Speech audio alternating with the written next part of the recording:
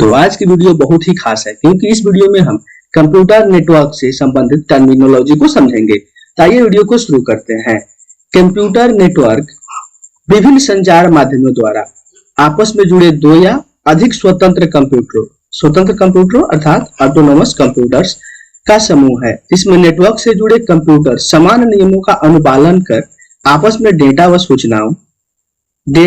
सूचनाओं में शामिल है आपका टेक्स्ट, ऑडियो तथा वीडियो का आदान प्रदान तथा संसाधनों रिसोर्सेस, प्रिंटर, स्कैनर, स्टोरेज का साझा उपयोग करते हैं। अर्थात हम सिंपल भाषा में कह सकते हैं कि कंप्यूटर नेटवर्क एक ऐसा संचार माध्यम है जिससे दो या दो से अधिक कंप्यूटर जुड़कर अपने डेटा को और साथ साथ में दूसरे हार्डवेयर जैसे प्रिंटर, स्कैनर और स्टोरेज डिवाइसेस को एक दूसरे के साथ शेयर करते हैं। अब कह रहा है किसी नेटवर्क के लिए आवश्यक तत्व, क्या क्या चीजें हैं जो किसी भी नेटवर्क के लिए बहुत ही जरूरी है। तो सबसे पहला है प्रेषक, सेंडर, यानी कि एक सेंडर होना चाहिए, कोई भी ह्यूमन होना चाहिए या फिर जो ये मशीन भी हो, मतलब एक सेंडर होना चाहिए। दूसरा है हमारा माध्यम, मीडियम भी होना चाहिए क्योंकि बिना मीडियम के कुछ नहीं हो सकता। तीसरा हमारा है प्राप्तकर्ता, रिसीवर, और रिसीवर जो है ये मशीन भी हो सकता है या जो हमारा एक कोई ह्यूमन भी हो सकता है। उसके बाद हमारा चौथा महत्वपूर्ण नेटवर्क के लिए आवश्यक तत्व है यह है भेजने और प्राप्त करने की कार्यविधि, यानी कि प्रोटोकॉल, यानी कि हम किस माध्यम से भेज रहे हैं। जैसे हम बात करते हैं तो एक आदमी बोलता है, दूसरा सुनता है, और बीच में माध्यम जो होता है एक माध्यम होता है। तो माध्यम क्या होता है, उसमें लैंग्वेज होता है। अब जो है कह रहा है यहाँ पे हम इसे एक ग्राफ से समझ सकते हैं, प्रेषक माध्यम के द्वारा प्राप्तकर्ता तक जाता है। तो ये हम इसे कहेंगे हम कंप्यूटर, इसे नेटवर्क कह सकते हैं यानी कि कम्युनिकेशन कह सकते हैं। सिंपल भाषा में हम इसे कम्युनिकेशन भी कह सकते हैं, जिसमें एक प्रेषक होगा, माध्यम के थ्रू किसी भी चीज को वो प्राप्तकर्ता तक पहुंचा देगा। तो इसे कहेंगे हम एक मतलब किसी भी तरह का नेटवर्क या फिर कम्युनिकेशन सिस्टम। अब कह रहा है नेटवर्क के लाभ, बेनिफिट ऑफ नेटवर्क से क्या क्या लाभ होते हैं। तो पहला है विभिन्न कंप्यूटर द्वारा आपस में सूचनाओं का आदान प्रदान, यानी कि नेटवर्क के थ्रू हम कई कंप्यूटर मिलकर के आपस में सूचनाओं को एक दूसरे तक भेज देते हैं। जैसे जो रेलवे में हम आरक्षण करते हैं, अगर ये सभी कंप्यूटर एक दूसरे के साथ जुड़े नहीं रहे तो क्या हमारा आरक्षण कंफर्म हो सकता है, रिजर्वेशन नहीं हो सकता है। दूसरा है डेटा, सूचना और महंगे उपकरणों का साझा उपयोग। जैसे अगर हम एक ऑफिस में काम करते हैं और वहां पे सिर्फ एक ही प्रिंटर है, तो एक ही प्रिंटर को उसमें लगे सभी कंप्यूटर उपयोग कर सकते हैं, यानी कि जब भी जिसको प्रिंट करना होगा वो कमांड दे देगा और वहां से प्रिंट हो जाएगा। और यह सब सिर्फ नेटवर्क के थ्रू ही पॉसिबल है। उसके बाद कह रहा है सूचना का तेज गति और शुद्धता के साथ आदान प्रदान, यानी कि अगर जब हम नेटवर्क में जुड़ जाते हैं तो एक्यूरेसी जो है वो 100% बन जाती है। यानी कि जो डेटा हम यहाँ पे एंटर करते हैं एक बार, सेम डेटा को दूसरे सिस्टम में देखा जा सकता है। लेकिन अगर सेम डेटा को 2 बार 3 बार एंट्री करनी पड़े तो फिर वहां पे गलती होने की चांसेस बढ़ जाती है। अब नेक्स्ट कह रहा है हमारा कम खर्च में डेटा का आदान प्रदान, यानी कि कम खर्च में, इसमें कोई खर्च नहीं है। एक बार हमने केबल लगाया और इसको लैन से हमने कनेक्ट कर दिया। तो यहाँ पे जो लैन है यानी कि जो कंप्यूटर नेटवर्क के टाइप से, इसे हम अगले वीडियो में कवर करेंगे। तो यानी लैन से हमने उसे कनेक्ट कर दिया तो फिर हम अपने डेटा को आसानी से एक दूसरे तक शेयर कर सकते हैं और इसके लिए खर्च भी बहुत ही कम आएगा, एक बार सिर्फ लैन लगाने का जो भी खर्चा हो। अब कह रहा है प्रोटोकॉल क्या होता है। तो नेटवर्क पर विभिन्न कंप्यूटरों द्वारा संचार स्थापित करने तथा डेटा स्थानांतरण को सुविधाजनक करने के लिए बनाए गए नियमों और प्रक्रियाओं का समूह प्रोटोकॉल कहलाता है। यानी कि नेटवर्क पे जो भी कंप्यूटर जुड़े होते हैं वो उनके बीच संचार स्थापित करने के लिए और डेटा को एक दूसरे तक भेजने के लिए इसमें सुविधाजनक नियम बनाए गए होते हैं, प्रक्रिया, यानी कि जो नियम कंप्यूटर नेटवर्क में डेटा को भेजने के लिए और रिसीव करने के लिए बनाए जाते हैं उसे ही हम प्रोटोकॉल के नाम से जानते हैं। नेटवर्क पर प्रयुक्त होने वाले मुख्य प्रोटोकॉल क्या क्या है। जो सबसे पहला आता है टीसीपी, जिसका पूरा नाम होता है ट्रांसमिशन कंट्रोल प्रोटोकॉल।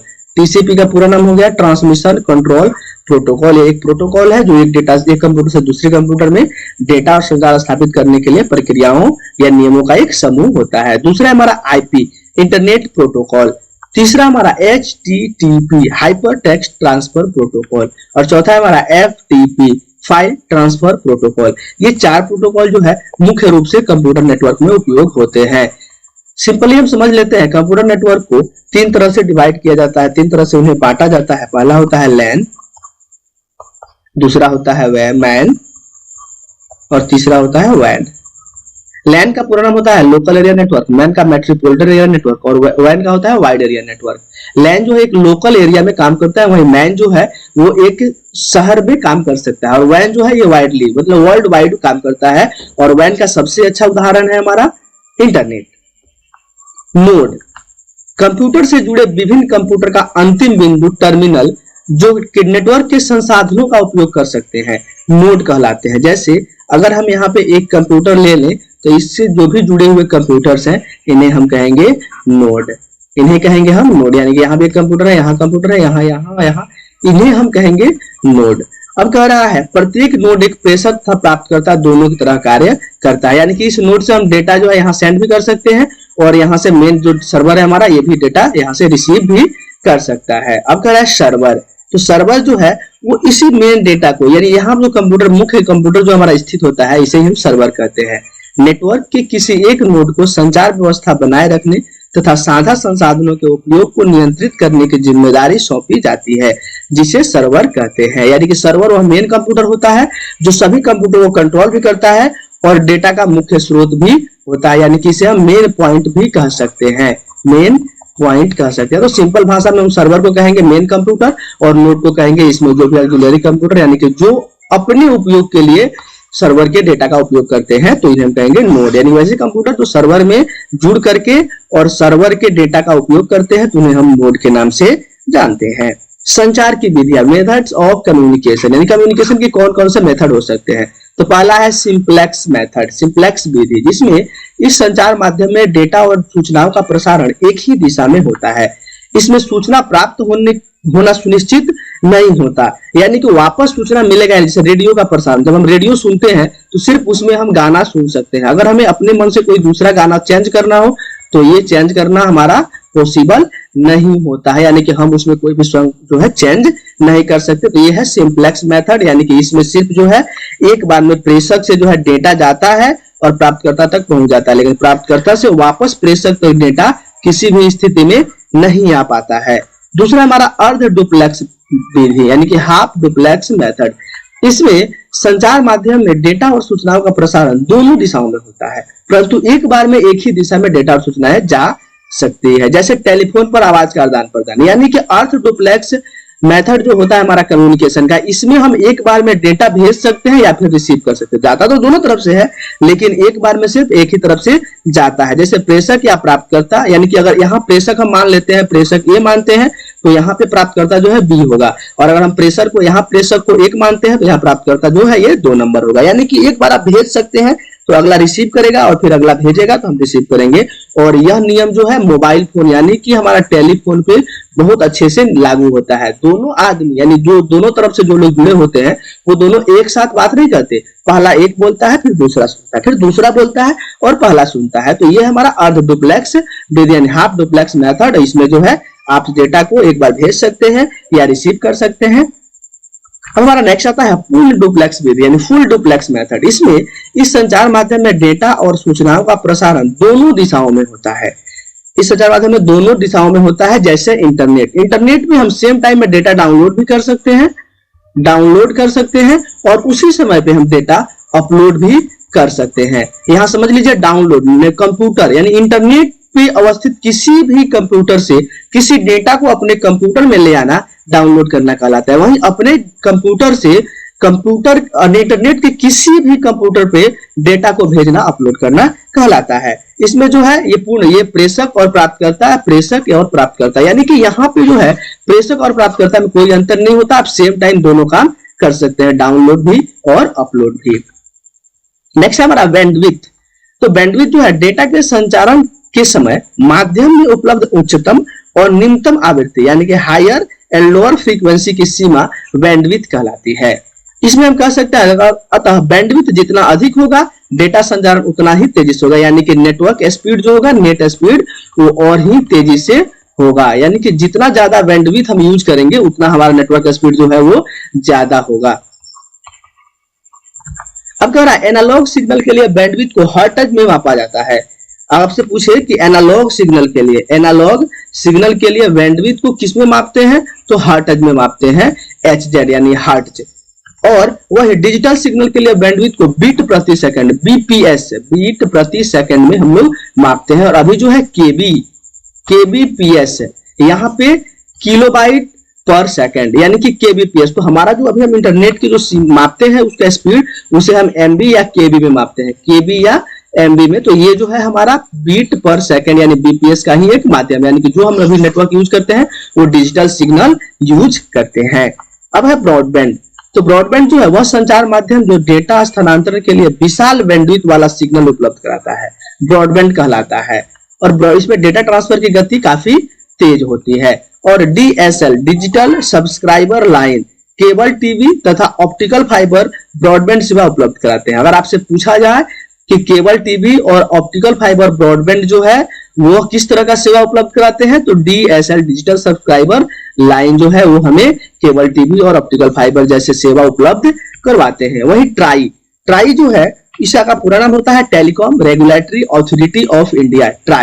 ट्राई जो है इसमें 512 केबी प्रति सेकंड से अधिक क्षमता वाले संचार माध्यमों को ब्रॉडबैंड की संज्ञा दी गई है।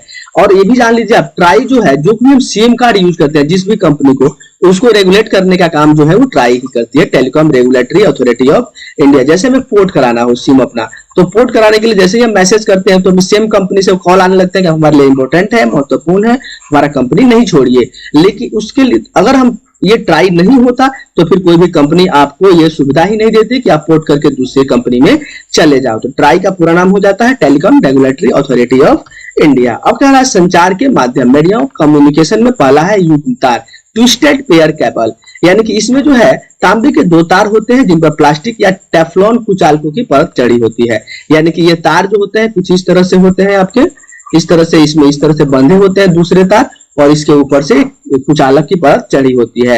ये संकेतक को रिपीटर के बिना लंबी दूरी तक ले जाने में सक्षम होते हैं। जैसे टेलीफोन लाइन जो पहले उपयोग होता था उस पे जो है इस तरह से आपको ट्विस्टेड तार हमें मिलते थे कि एक तार दूसरे तार से बंधा होता था और उसके ऊपर जो है किसी कुचालक की परत चढ़ी रहती है। उसके बाद हमारा कोएक्सियल केबल, इसमें केंद्रीय ठोस कुचालक के तारों चारों ओर चालक तार की जाली सील्ड रहती है तथा दोनों के बीच प्लास्टिक का कुचालक सील्ड रहता है।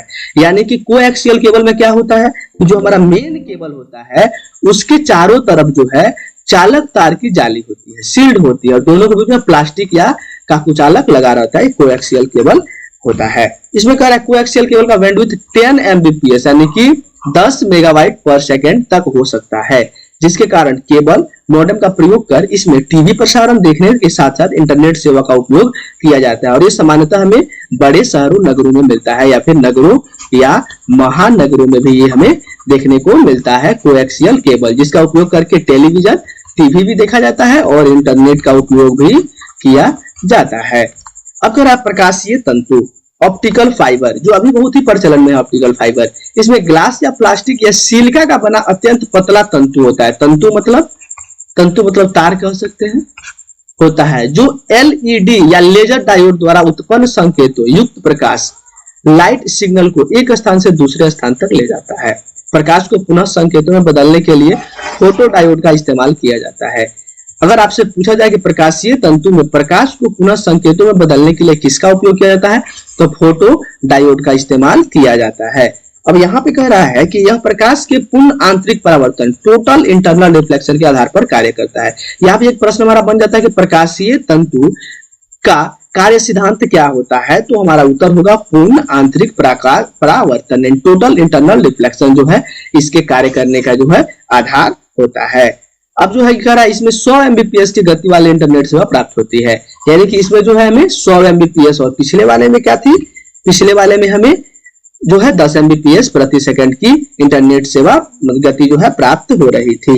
अब हम यहाँ पे देख सकते हैं कि अगर हम देखेंगे यहाँ एमबीपीएस, तो यहाँ सबसे पहले जो मेमोरी की सबसे छोटी यूनिट होती है वो होती है बीट। इसे हम 8 बाइनरी डिजिट इसमें शामिल होते हैं बीट में। उसके बाद जो है हमारा केबी होता है किलोबाइट, इसमें 1024 बीट शामिल होते हैं। वही किलोबाइट के बाद होता है हमारा मेगाबाइट, एमबी, इसे कहते हैं मेगाबाइट। मेगाबाइट में जो है वो 1024 एमबी लगे होते हैं। उस तरह इसके बाद चला आता है हमारा जीबी, तो जीबी को कहते हैं गीगाबाइट, और इसमें जो है 1024 यहाँ पे जो है आपको 1024 केबी होगा, और ये जो है आपका 1024 MB होगा। इसके बाद जीबी के बाद होता है टीबी, टीबी के बाद होता है पीबी, टीबी को कहते हैं टेराबाइट, पीबी को पेटाबाइट। इस तरह से हमारा मेमोरी का जो है फॉर्मेशन होता है। अब जो है हमारा यही तो है एमबीपीएस मतलब कि मेगाबाइट पर सेकंड। अब कह रहा है माइक्रोवेव, तो माइक्रोवेव जो है इसका उपयोग अति उच्च आवृत्ति वाले विद्युत चुंबकीय तरंगों के संप्रेषण से संचार स्थापित किया जाता है। अब जो है उच्च आवृत्ति होने के कारण इसमें कम लंबाई के पाराबोलिक एंटीना का प्रयोग किया जाता है, यानी कि माइक्रोवेव में जो है जगह जगह पे एंटीना का उपयोग किया जाता है। माइक्रोवेव के प्रत्येक 25 से 30 किलोमीटर के बीच एक रिपीटर स्थापित किया जाता है। अगर आप पूछेंगे कि माइक्रोवेव में कितनी दूरी पर एक रिपीटर लगाने की आवश्यकता होती है, तो 25 से 30 किलोमीटर की दूरी पर स्थापित करनी पड़ती है। उसके बाद टेलीविजन प्रोग्राम का प्रसारण इसी माध्यम से किया जाता है, यानी कि जो टीवी हमारे यहाँ आता है, टीवी का प्रोग्राम आता है, उसका प्रसारण जो है इसी के द्वारा किया जाता है। तो आज की वीडियो में इतना ही, फिर मिलेंगे अगली वीडियो में। अगला वीडियो होगा हमारा टाइप्स ऑफ नेटवर्क। और इस वीडियो के आने से पहले हम कंप्यूटर नेटवर्क से जुड़ी MCQ को देखेंगे। तो आप वीडियो पे अगर चैनल पे नए हैं तो अपडेट पाने के लिए सब्सक्राइब कीजिए, बेल आइकन को प्रेस कीजिए और अपने दोस्तों के साथ शेयर जरूर कीजिए, ताकि हम भी इंकरेज हो और अगली वीडियो लेकर के आए। आपका लाइक, शेयर और सब्सक्राइब ही हमारे लिए मोटिवेशन का काम करता है, ताकि हम इतनी मेहनत कर पाते हैं। तो फिर मिलते हैं अगली वीडियो में। देखते रहिए NICT। जय हिंद।